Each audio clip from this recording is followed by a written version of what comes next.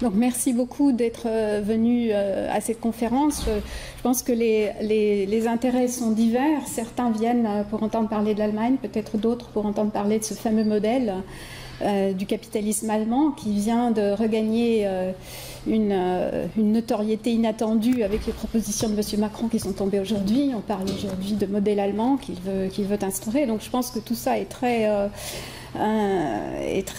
actuel.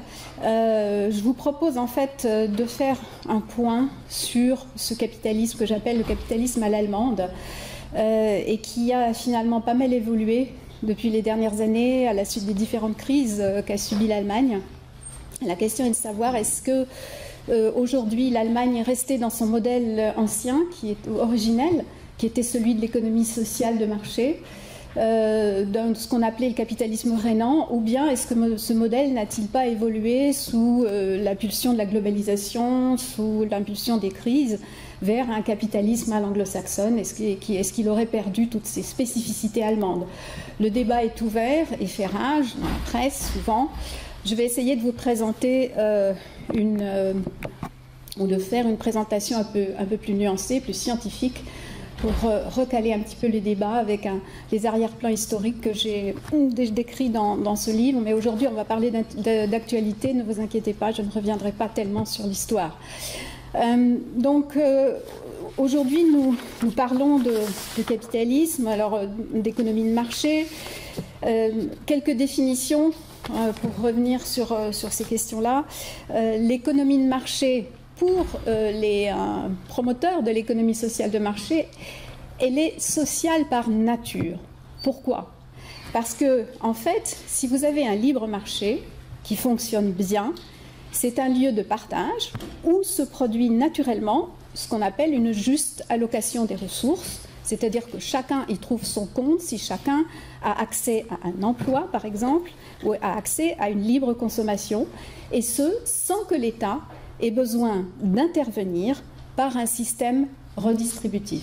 Pour les tenants originels de l'économie sociale de marché, comme le ministre de l'économie, le premier ministre de l'économie qui a connu la RFA, qui était Ludwig Erhard, l'économie de marché, elle est par nature sociale. Pourquoi? Parce que si le libre marché fonctionne bien, c'est un lieu de partage où se produit naturellement une juste allocation des ressources sans que l'État ait besoin d'intervenir par un système redistributif, en redistribuant pour pallier aux inégalités, etc.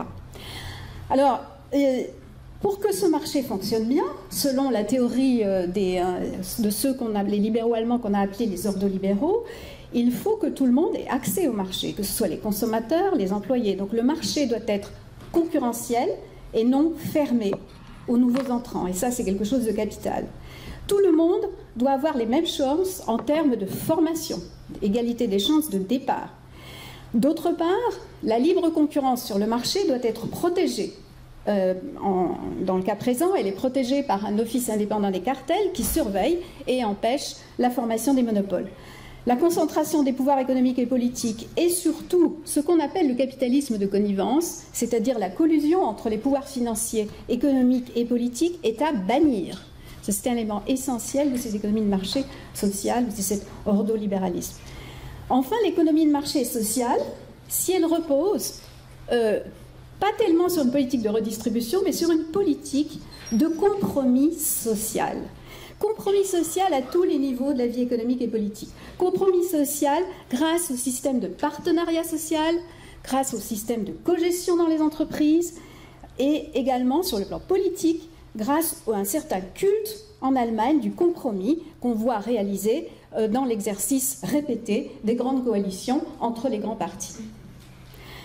L'économie de marché peut être défaillante, et à ce moment-là, et seulement à ce moment-là, elle est complétée par une politique redistributive ou contracyclique, mais dans la limite et le respect de la croissance et de la non-entrave à la productivité. Il est hors de question de céder à une politique redistributive idéologique. Elle ne peut entrer en action que si elle respecte ces points essentiels, productivité des entreprises et croissance. Alors qu'est-ce que ça nous donne dans la pratique et en étant aujourd'hui de ce modèle?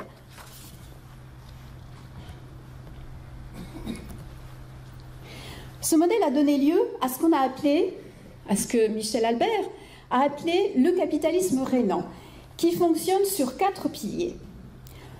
Les piliers de ce modèle, qu'on va examiner un par un aujourd'hui, c'est la politique de stabilité monétaire et budgétaire, numéro 1, qui est propice à la croissance. Deuxièmement, un système de protection sociale développé. Troisièmement, un système de partenariat entre les puissants syndicats patronaux et salariés.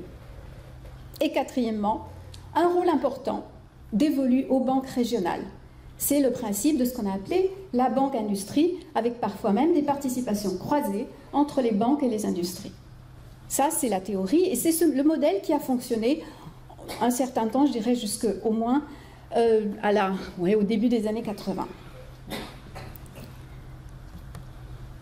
Pardon.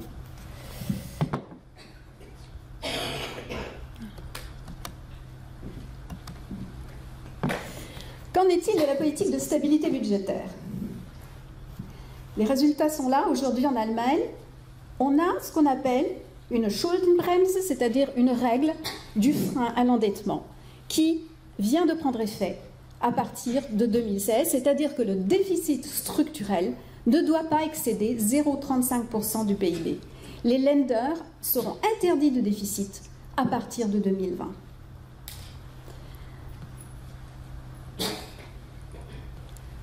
C'est ainsi que,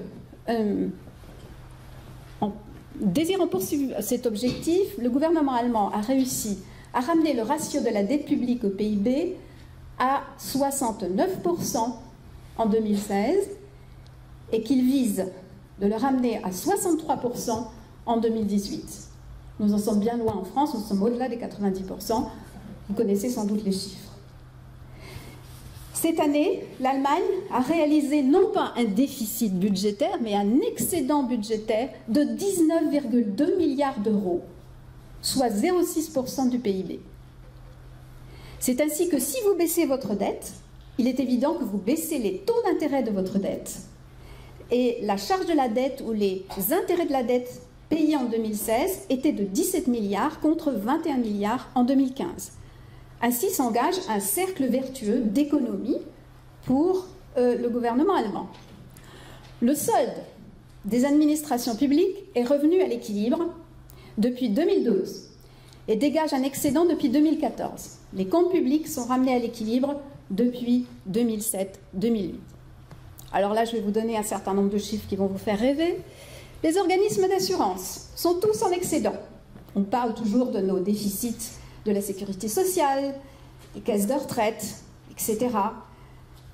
Le projet, on a même tellement d'excédents qu'on a un projet d'introduction d'une baisse automatique des cotisations au-delà d'un certain seuil de réserve.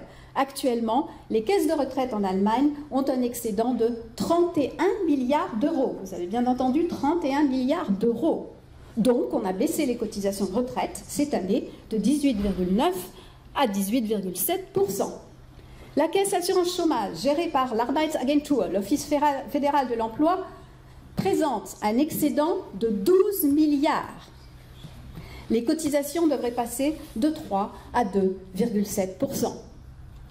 Les 113 caisses d'assurance santé en Allemagne qui sont en concurrence, on n'a pas une sécurité sociale monopolistique, on a 113 caisses d'assurance qui sont en concurrence les unes avec les autres, elles cumulent un excédent de 16 milliards.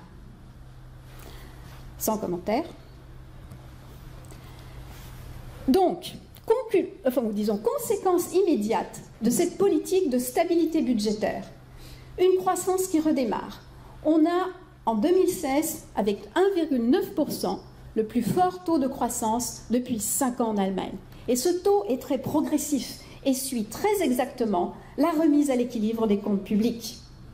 1,6% en 2014, 1,7% en 2015. Une croissance lente, mais régulière et donc solide.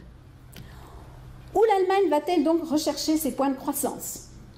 Sur les 1,9% de croissance, 0,6% sont dus à l'excédent budgétaire réalisé grâce aux économies budgétaires. La bonne santé du marché de l'emploi, les hausses de salaire, entre 4 et 5% négociés en 2016 dans le cadre de conventions collectives. Excédent des comptes courants. Qu'est-ce que c'est que les comptes courants? C'est le solde commercial plus les échanges de services. Alors que la France affiche 48 milliards de déficit en termes de solde commercial pour 2016, l'Allemagne affiche un excédent de 283 milliards en 2016. La consommation intérieure, dont on dit en France qu'elle n'est pas suffisamment soutenue. Mesdames, messieurs les Allemands, relancez vos investissements, votre consommation. La consommation intérieure a été soutenue par la crise des réfugiés, par la remontée des salaires que je viens d'évoquer, ainsi que par les économies sur la charge de la dette. Le cercle vertueux, grâce à l'économie, grâce à l'orthodoxie budgétaire, a été relancé. Les recettes fiscales. Je vous ai donné un tableau général, je suis désolée, on ne voit pas très bien. Ce qui est en plus sombre, c'est l'Allemagne. C'est juste pour vous montrer que l'Allemagne n'est pas une exception en Europe en termes de recettes fiscales qui sont modestes.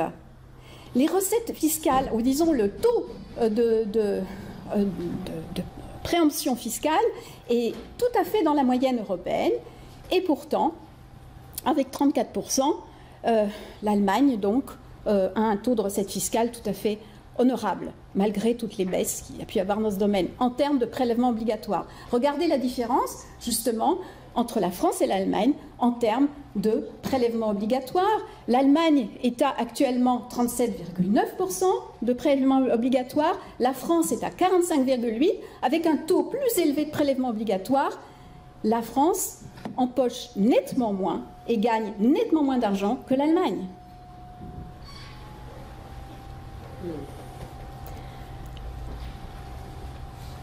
Le marché du travail maintenant, deuxième point. Je vous avais dit, on va écouter, on va disons, examiner les différents points, donc stabilité budgétaire, cercle vertueux qui encourage la croissance et donc la création d'emplois. Qu'en est-il du marché du travail?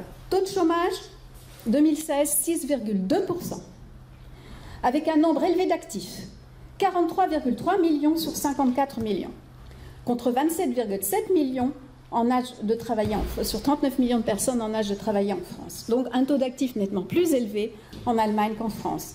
Ce qui est très frappant aussi, c'est la différence en termes de taux de chômage des jeunes. Environ 7,8% contre 24,8% en France. Donc on a 3 fois plus de chances d'être chômeur quand on est jeune en France qu'en Allemagne. L'économie allemande a créé plus de 500 000 emplois marchands sur la seule année 2016. On constate, bien entendu, un essor de l'emploi partiel. Et c'est quelque chose qui a été noté par les économistes en France. Cependant, la part de salariés déclarant que leur emploi à temps partiel est subi est de 17% en Allemagne contre 31% en France. 80% des emplois partiels sont des emplois occupés par des femmes en Allemagne. On a, parmi ces emplois, 8 millions d'emplois à bas salaire. On remarque une stagnation des salaires dans les années qui ont précédé l'année 2015, les années 2015-2016, contre une progression de 15% aux USA et en France. Et c'est seulement depuis 2015 qu'on a remarqué un rattrapage salarial. Encore une fois, la feuille de route a été claire pour le gouvernement allemand. D'abord la stabilité budgétaire et ensuite relance de la consommation, acceptation d'augmentation des salaires. De toute façon, le gouvernement n'a rien à dire, comme vous le savez, en termes d'augmentation de salaire ou de baisse de salaire. C'est quelque chose qui est négocié par les partenaires sociaux, par les syndicats. Alors, on a quand même des revers de la médaille dans ce tableau brillant. On a un taux de pauvreté relative après impôts et transferts de 17%, ce qui est énorme, ce qui est très élevé, mais qui est inférieur à la moyenne de l'Union européenne, avec 20,7%. En France, on tourne autour de 21%. Donc il y a des pauvres en Allemagne, c'est vrai, mais il y en a nettement moins qu'en France, que la France, qui, elle, fait une politique redistributive en direction des pauvres davantage que l'Allemagne. Donc cette pauvreté, ces 17%, ce sont souvent des inactifs, des retraités ou des gens au chômage, etc. Il faut noter une chose aussi, c'est que la pauvreté est très inégalement répartie sur les territoires en Allemagne. Elle est surtout cantonnée dans les Länder de l'ex-Allemagne de l'Est. Vous le voyez ici sur ce tableau, le Sachsen-Anhalt, Mecklembourg-Vorpommern, à l'exception de Bremen, qui a été très touché par la crise des chantiers navals, etc. Mais principalement, ce sont tout de même les Länder de l'Est qui sont en majorité touchés par la pauvreté.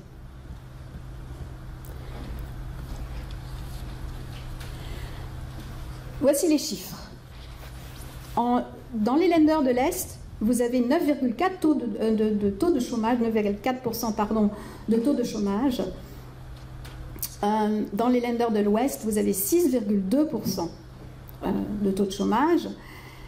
Ce qui est un problème également, c'est que vous avez, où les conventions collectives ne couvrent pas un certain nombre d'entreprises de services. Et vous trouvez parfois, effectivement, des salaires horaires très bas, de 2,50 €, 3,50 € de l'heure pour des travailleurs détachés, en particulier des travailleurs détachés roumains, et des cas qui sont cités dans les publications. Mais pour pallier à ce problème de bas salaire, on a, depuis janvier 2015, introduit un SMIC horaire qui est à 8,50 €. En France, il est à autour de 9,60 €, je crois, il est plus élevé. Ce SMIC horaire a été revalorisé en janvier dernier à 8,84 € brut, mais cette revalorisation, là encore, n'est pas idéologique. Elle suit très exactement le taux d'augmentation générale des salaires qui a été de 4% sur l'année 2015. Donc, une augmentation raisonnable et raisonnée de la part du gouvernement allemand qui, sur ce coup-là, a pris une décision ou est intervenu alors que normalement, le gouvernement n'intervient pas du tout dans les questions salariales. Mais, comme je vous l'indique en bas, les Allemands se rattrapent, même s'ils ont un taux horaire de 8,50 €, au bout du compte, leur salaire mensuel dans l'ensemble est plus élevé que celui des travailleurs modestes et non qualifiés en France parce qu'ils travaillent plus d'heures, et donc au bout du compte, on constate que les salaires mensuels sont plus élevés qu'en France. Là, je vous donne encore un pourcentage de travailleurs pauvres. On définit les travailleurs pauvres comme étant ceux qui touchent moins de 60% du revenu médian. Et vous remarquez que, selon les statistiques de l'OCDE, l'Allemagne se trouve à 3,5% de travailleurs pauvres, ce qui est largement trop, je vous l'accorde, mais la France en a 7,1%, le Royaume-Uni 5,8%, même en Suisse il y en a davantage, l'Australie, la Nouvelle-Zélande, etc. Donc l'Allemagne est en queue de peloton en quelque sorte dans ce triste palmarès.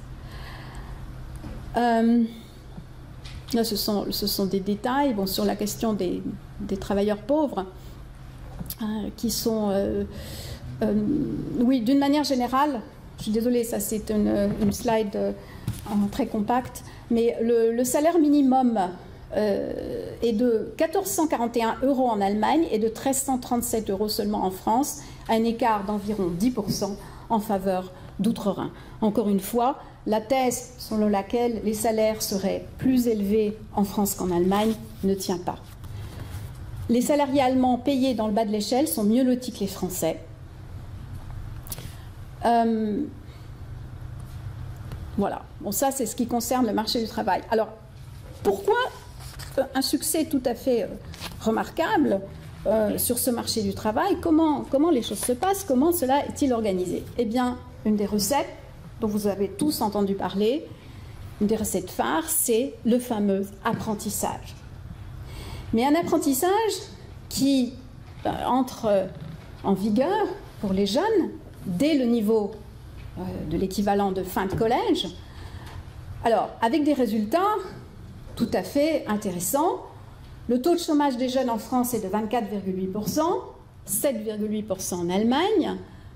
Le taux d'emploi des jeunes est de 46,9% en Allemagne, 28,4% en France. Vous avez 1,4 million d'apprentis en Allemagne contre 0,4 million en France. Vous avez, surtout dans l'industrie, une proportion de femmes également supérieure dans l'apprentissage, 39% en Allemagne contre 33,3% en France, etc., etc. Je vous épargne la suite des chiffres, mais enfin, il est clair que la proportion de jeunes passant par l'apprentissage est tout à fait remarquable et que c'est là une des recettes de la lutte contre le chômage des jeunes. Je vous ai donné des chiffres jusqu'à présent, mais il y a aussi des données, je dirais, qualitatives qu'il ne faut pas négliger. En Allemagne, on est moins dans la course au diplôme, comme on l'est en France, que dans la recherche de certification de compétences. Je l'ai déjà dit, il y a 3 fois plus d'apprentis, pardon, c'est une erreur, en Allemagne qu'en France.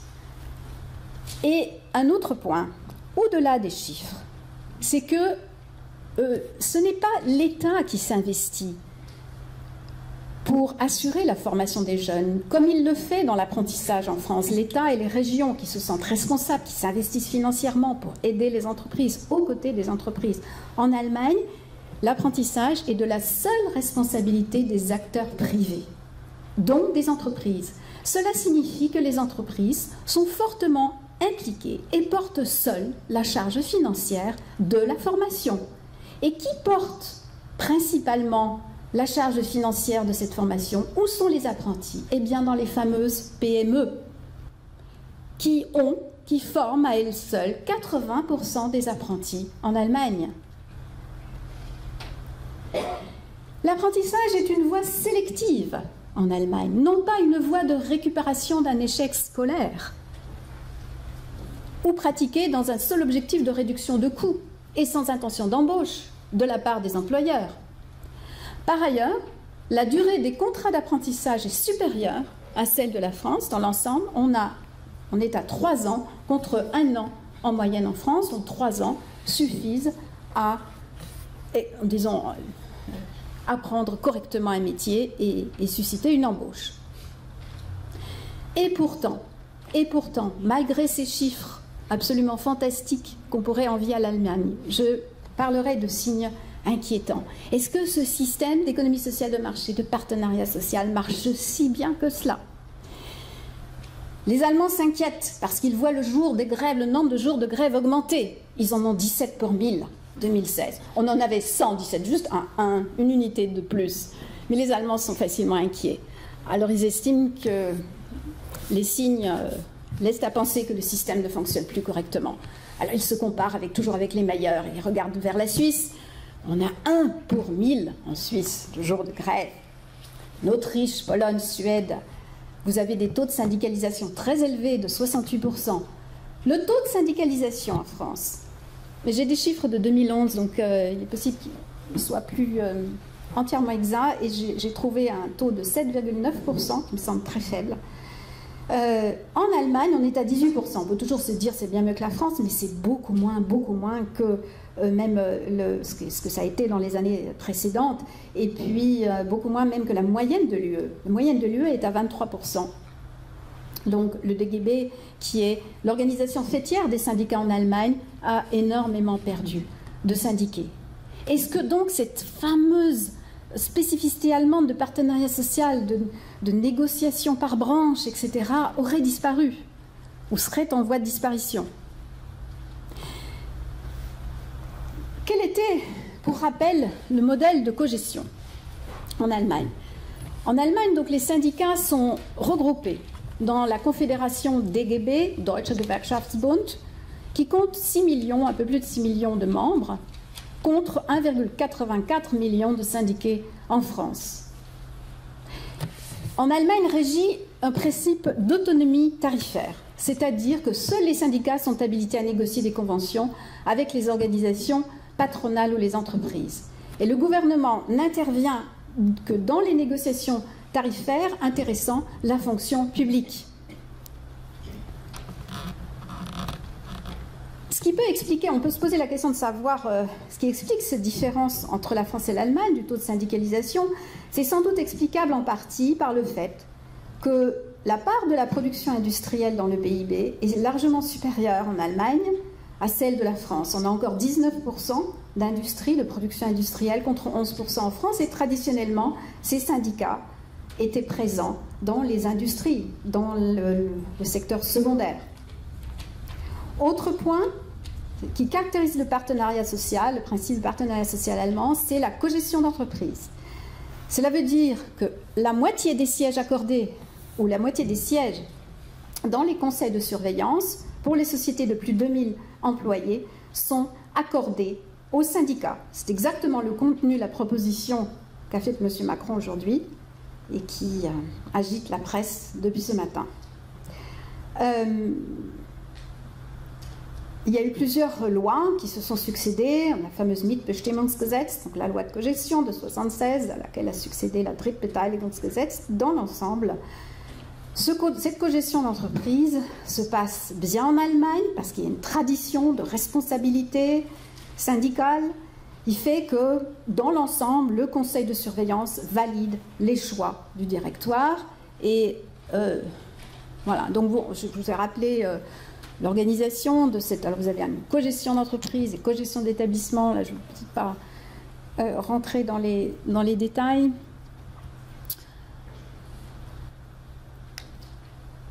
Alors comment fonctionne cette cogestion? Est-ce que finalement c'est un modèle qui pourrait être facilement importé en France après tout? Pourquoi ne pas copier les Allemands, ne pas copier un système qui semble si bien marcher? Le problème c'est que cette cogestion, elle s'accompagne d'une culture. Dans l'ensemble, la cogestion est considérée par les entreprises ou les instituts économiques qui ont fait des études sur la question comme quelque chose de positif. On considère que la cogestion facilite les changements structurels. Quand le comité d'entreprise est impliqué, une majorité, 55% des entreprises, considèrent que la restructuration a été réussie.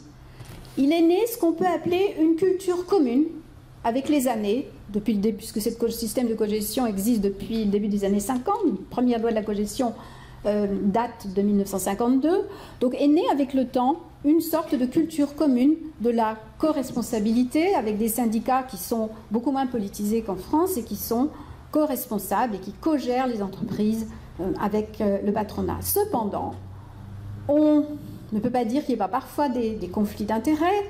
Je veux donner pour exemple celui de Jürgen Peters, président d'IG Metall, qui est à la fois donc président du grand syndicat de la métallurgie et qui est vice-président du conseil de surveillance de Volkswagen. Le patron de Daimler Chrysler, Jürgen Schrem, défendait la cogestion, mais l'a fait pour être reconduit par le conseil de surveillance, parce que c'est le conseil de surveillance qui nomme les patrons tout de même. Donc les syndicats, pour moitié présents dans ce conseil de surveillance, nomment également les patrons. Cependant, cette cogestion pose des problèmes de plus en plus aux grandes entreprises internationalisées. À Siemens, 41% des salariés sont étrangers. Et tous les membres du conseil de surveillance sont allemands. C'est un problème. Le choix des représentants de l'actionnariat reflète rarement l'internationalisation des groupes allemands. Donc c'est un système qui reste très allemand pour les entreprises, très internationalisées et qui font en principe les 2/3 de leur chiffre d'affaires, pour la plupart, à l'étranger. On peut dire cependant que les investisseurs étrangers ne sont pas effrayés par la cogestion. Un tiers des 763 sociétés encadrées par la cogestion à parité sont des filiales de groupes étrangers en Allemagne, dont par exemple AXA, Alstom, Vodafone. Cependant, on connaît des cas où, en cas de fusion, les entreprises tentent d'échapper à la cogestion et donc positionnent leur siège social dans un pays qui n'est pas sous cette loi de cogestion. On a un bel exemple avec la fusion Rhône-Poulenc-Höchst qui a donné Aventis et qui a, malgré la majorité des Allemands dans cette nouvelle entreprise, dans cette nouvelle unité, a positionné son siège social à Strasbourg pour justement échapper à la loi de la cogestion.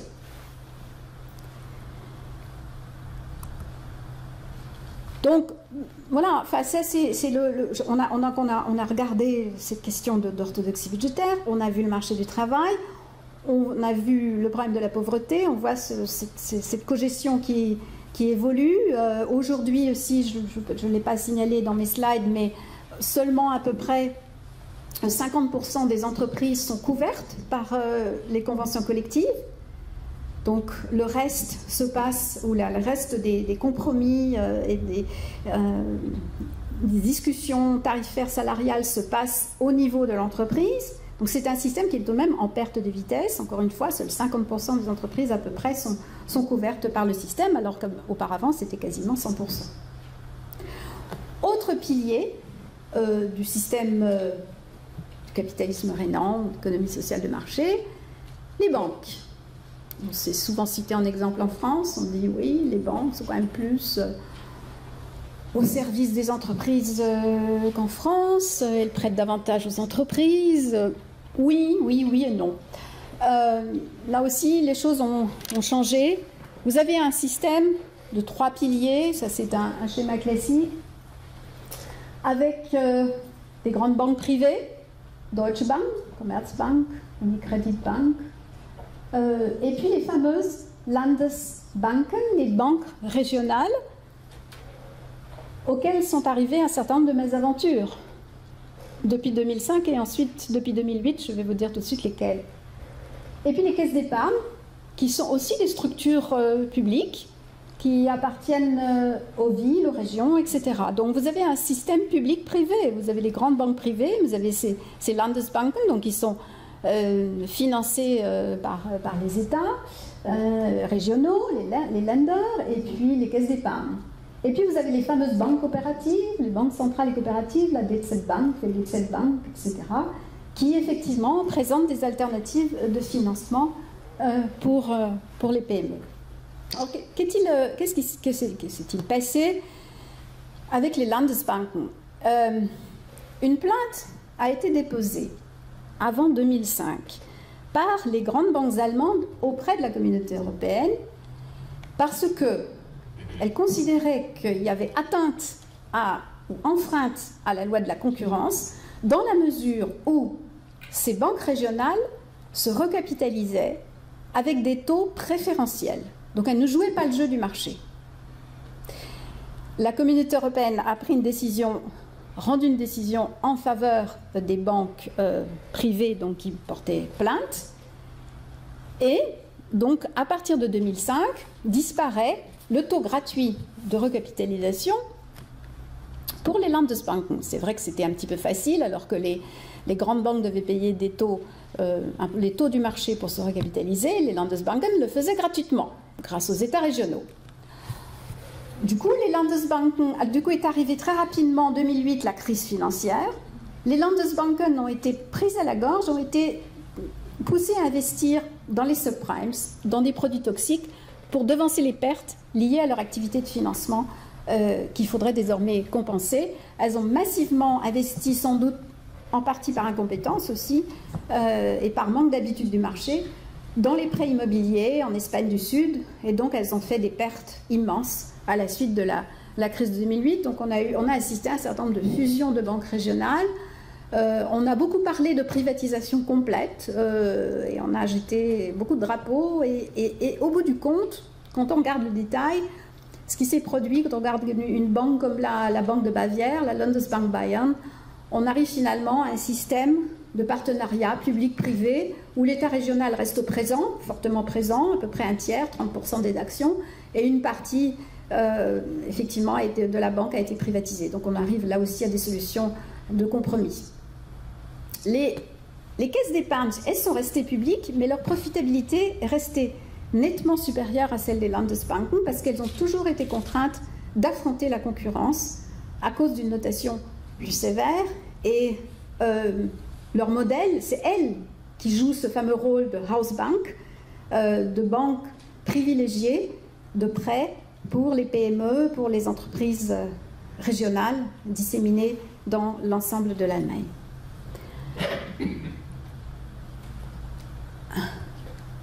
Alors, conclusion, parce que je souhaite vraiment qu'on ait une discussion et ouvrir et ne pas monopoliser trop longtemps la parole. Sur les points, je résume les points que j'ai évoqués, donc les questions d'orthodoxie budgétaire qui induit une croissance, un cercle vertueux avec un marché du travail porteur, créateur d'emplois, marchand, des difficultés sociales, mais qui sont gérées finalement mieux que dans d'autres pays européens, mais toujours avec un temps de retard, pas immédiatement. On gère d'abord la crise, et puis ensuite on règle les problèmes sociaux. On a effectivement aussi le pilier donc, bancaire qui est toujours là, mais beaucoup plus internationalisé. Je ne vais pas parler des grandes banques, on pourra en reparler si vous voulez dans la discussion. Les banques régionales sont toujours très présentes aux côtés des entreprises, en particulier des PME, en termes de prêts. Simplement, les entreprises ont pallié au problème de la crise bancaire en constituant des fonds propres. Le taux de fonds propres pour les entreprises en Allemagne, pour les PME en Allemagne en particulier, est largement supérieur à celui de la France. On est autour de 30% de fonds propres. C'est énorme. En France, on est à peu près à 10% chez les PME. Donc, dans l'ensemble, on arrive à ce que j'appelle une sorte de capitalisme à l'allemande. Pourquoi capitalisme à l'allemande? Eh bien, ce n'est plus vraiment un capitalisme rénant, c'est une espèce de version mixte, avec des côtés de capitalisme internationalisé, des grandes entreprises internationalisées, des réformes douloureuses qui font que l'Allemagne montre sa flexibilité et son ouverture aux marchés mondiaux. On a une internationalisation du marché bancaire, une fin du système de participation croisée entre les banques et l'industrie, le marché allemand s'ouvre, une remise en cause de la cogestion, mais tout de même, tous les témoignages le prouvent aussi, la survivance d'un esprit de coopération entre salariés et employeurs, une fameuse culture du compromis qui persiste. On note tout de même une intervention grandissante de l'État pour pallier aux défaillances des partenaires sociaux, c'est le cas de l'introduction du SMIC. Cependant, ce SMIC est très critiqué par les employeurs allemands et on note aussi une tendance des entreprises à contourner les règles sociales en établissant par exemple la personnalité juridique de leur entreprise à l'étranger pour échapper donc à ces réglementations. Une délégation de l'emploi à des sous-traitants pour éviter le SMIC, etc. Les exemples de contournement sont légion, si bien que l'incidence du SMIC sur les marges des entreprises est relativement limitée. On parle bien sûr beaucoup des PME, mais n'oublions pas que ces PME sont largement mondialisées. Elles constituent sur 3,65 millions d'entreprises en Allemagne aujourd'hui, on compte 3,64 millions de PME. Cependant, si elles sont largement majoritaires en termes de nombre, elles ne constituent que 35% du chiffre d'affaires des entreprises. L'Allemagne est souvent présentée comme le pays des PME, c'est vrai et c'est faux à la fois. Le reste, les 65 autres pourcents, sont constitués par les grandes entreprises et par les entreprises étrangères. L'Allemagne est mondialisée. Cependant, ce sont, comme je l'évoquais tout à l'heure, les PME qui assurent quasiment 79% de l'emploi et 80% de la formation. Ce sont les employeuses principales sur le sol de l'Allemagne, contre 48% en France. Et puis, je dirais qu'il y a une énorme différence aussi, en termes de valeur, en termes de culture du respect. L'entrepreneur, ce n'est pas un voleur en Allemagne, c'est quelqu'un de respectable et qu'on respecte. Et ça fait une différence énorme. Donc les gens ont envie de prendre des risques et de s'investir pour la société, pour leur entourage aussi. Ces PME sont respectées par les grandes entreprises, par les grandes sociétés. Elles ne font pas les frais des crises quand il y a une crise. Les grandes entreprises sont solidaires de leurs PME. Dans l'ensemble, ce système qui perdure affiche des résultats largement supérieurs à la moyenne européenne. Je ne parle même pas de la France, dans absolument tous les domaines. Persistance d'un esprit libéral favorable à l'entreprise, ordolibéral dans le soutien à l'orthodoxie budgétaire, frein à l'endettement, on a un déficit structurel fédéral faible, et les déficits structurels, comme je le rappelle ici, qui seront interdits pour les lenders à partir de 2020. Et c'est grâce à cette orthodoxie budgétaire que s'engage ensuite le cercle vertueux de la croissance, de la création d'emplois.